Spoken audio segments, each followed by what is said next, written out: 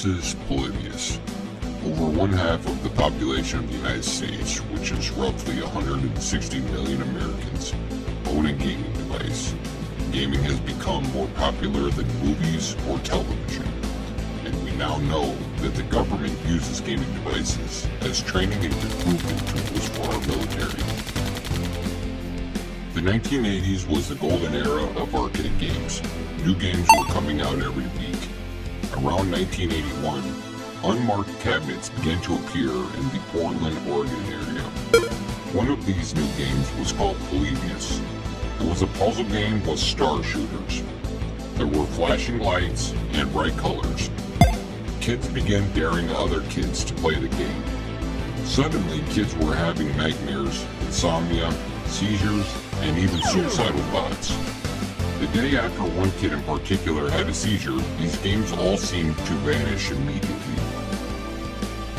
Another odd thing people noticed was that men in black suits were the ones that showed up to service these specific games.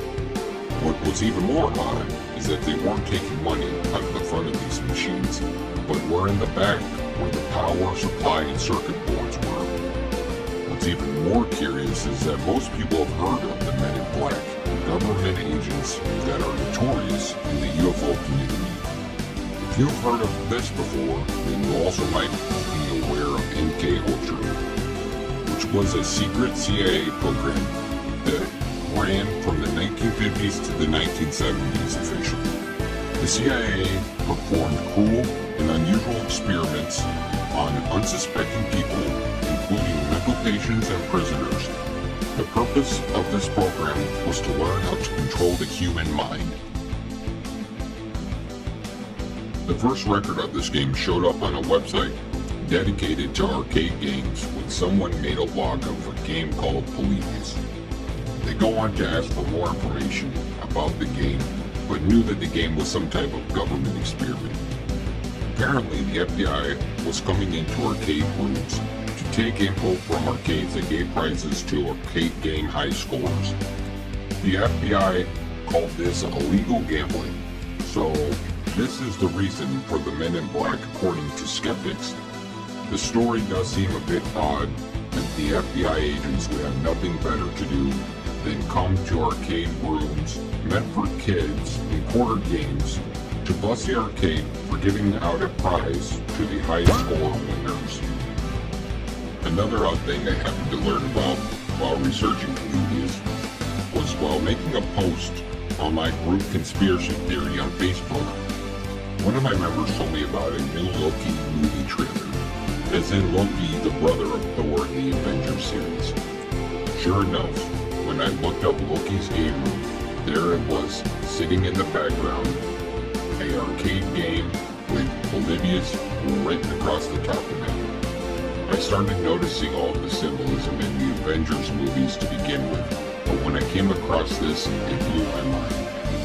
After discussing this with someone I knew, I then thought about the fact that The Simpsons have predicted the future over and over again, and yet everyone still believes it's all a coincidence, as I did too. I decided to search up Simpsons and Polybius, and sure enough, there is an episode called Please Homer, Don't Hammer 'em, the third episode of the 18th season that aired September 24, 2006. What I find weird is that most people still don't know about Polybius in 2021, and yet, in 2006, The Simpsons creator not only had heard of it, but incorporated it into an episode.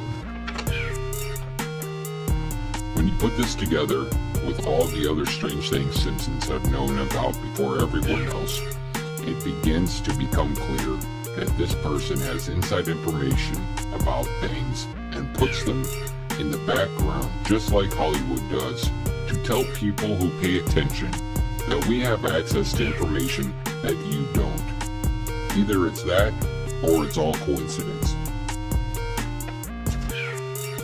Thanks for watching, and please hit that like and subscribe button. Also, tell me what you think, or if there is something you think I should look into, please drop a comment and point me in the right direction. Also stay tuned to see my video about the hidden symbolism in the Avengers movies and the Simpsons conspiracy.